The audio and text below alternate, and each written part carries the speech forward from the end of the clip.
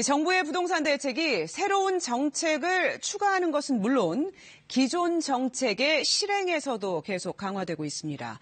이 고가주택 구입 과정에서 수상한 자금 흐름이 포착된 250여 명에 대해 국세청이 탈세 혐의 조사에 착수했는데요.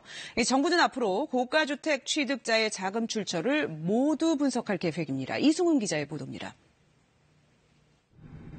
20대 직장인 A씨는 올해 초 서울 강남에 10억 원이 넘는 아파트를 샀습니다.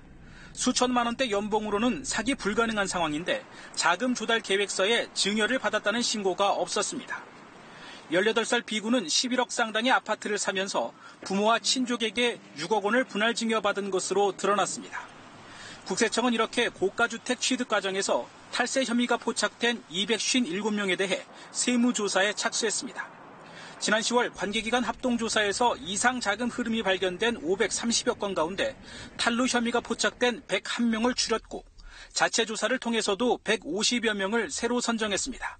부모 등으로부터 현금을 편법 증여받거나 사업자가 사업소득을 탈루하는 등 자금 출처가 불분명한 탈세 혐의자를 조사 대상자로 선정하였습니다. 국세청은 이번 조사 과정에서 고가주택 취득자의 자금 조달 계획서는 물론 소득과 카드 사용 내역, 현금 흐름 등을 전수 분석했다고 설명했습니다. 편법 증여 행위에 대해서는 받은 사람은 물론 준 사람의 금융 자료까지 확인할 계획이라고 덧붙였습니다. 또 부동산 자금이 사업체에서 유출됐을 경우 해당 사업체로까지 세무조사의 범위를 확대할 계획입니다. 10월 관계기관 합동조사 결과 고가주택을 사는 데 든 자기자금의 비율은 31%에 불과한 것으로 나타났습니다. 대출 한도가 묶여있기 때문에 나머지는 불법으로 증여받고도 빌렸다고 신고했을 가능성이 적지 않다는 얘기입니다.